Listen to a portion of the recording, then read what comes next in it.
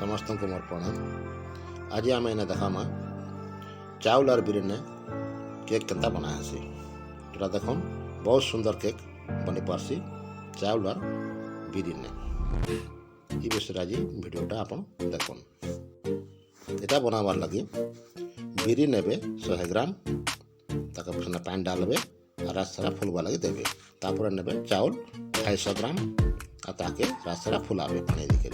तापर देखो बिरी फुली गलानो एटा के जुका छड़ा होचे तार चोकलाटा छड़ा होचे तार चोका छाड़ी गला परे एबे ताके बाटबे। जाटा ग्राइंडर अच्छे से ग्राइंडर में बाटबे नहले हम लोकल एरिया जन बाटसो आम सिल ने रुबेन ने सेने बाटबे।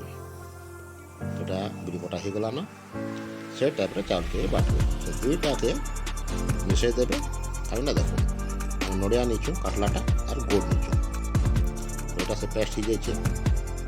गुड़ के बिले करी ये नड़िया के और गुड़ के आम सेन डाली दामा जेन पेस्ट आम बनईछु चाउल और बिरी बाटी करी सेने ताके डाली कर भल से मिसई दामा घाटी दामा टिके। एबे देखो ये पेस्टा ही सारी छे।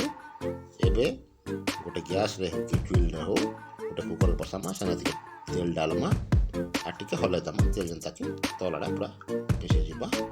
स्लाइट तेल लगामा गोटे चामच तापर जेन पेस्ट के नेके मिसे ताके रुकी दमा सेने।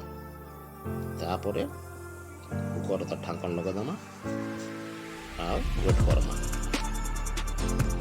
पखापखी आधा घंटा टाइम नेबा और गैस टिके लो रखबे आउ सीटी ने मारबार अच्छे। देखो गैस को काढ़ु आधा घंटा पड़ी गला ना गैस को काढ़ु। एबे आम एटा के चकु जोड़ा काटी करी पीस पीस करी जन के दी परमा खावा लगी।